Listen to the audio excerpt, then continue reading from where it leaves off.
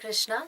Our topic for today is marriage, disaster, or dedication. Abhimanyu was married to Uttara when his parents were preparing for war with the Kurus. Both the parties must have had an inkling about the uncertainty of life due to the impending war.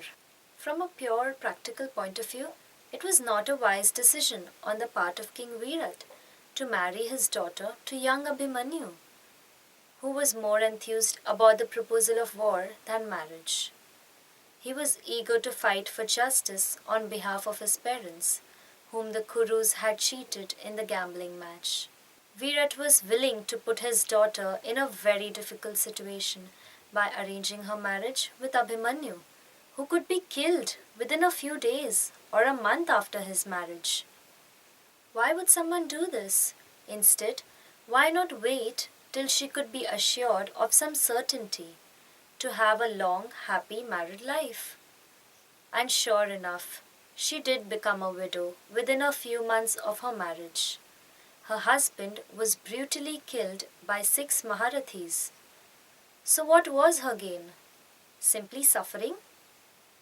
No. No situations have only one perspective. Virat was a great king and has respect towards the Pandavas. Marrying his daughter to Abhimanyu was certainly not a materially profitable decision from one point of view. In this situation, Uttara said she was willing to take the responsibility of allowing her husband to perform the great sacrifice and become the wife of an immortal husband.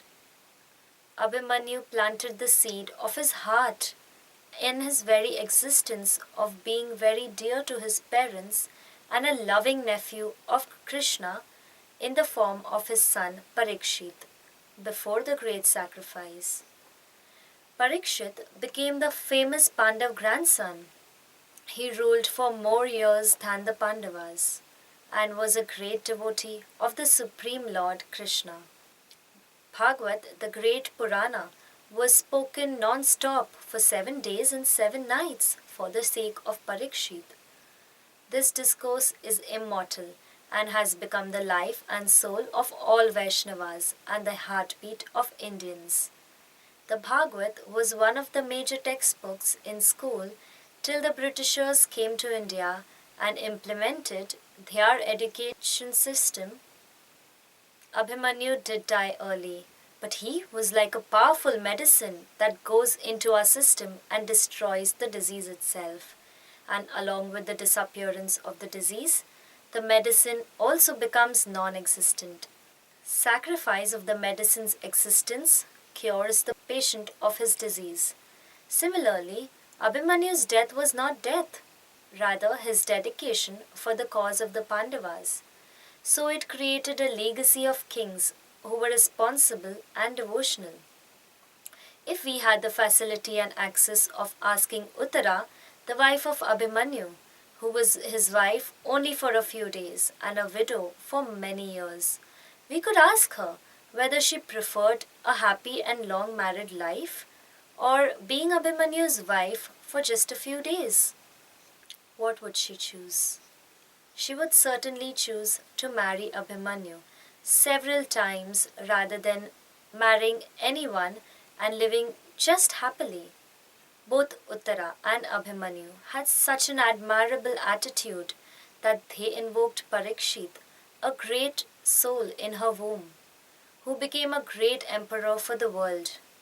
We have to ask ourselves, was Virat wrong in his decision? Is marriage an act simply to be happy? Or is marriage an act to bring exemplary citizens to the world, who are a boon and not a burden to this world?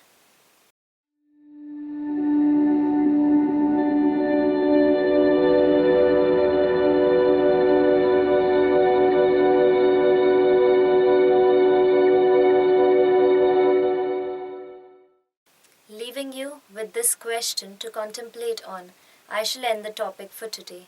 Thank you very much. Hare Krishna.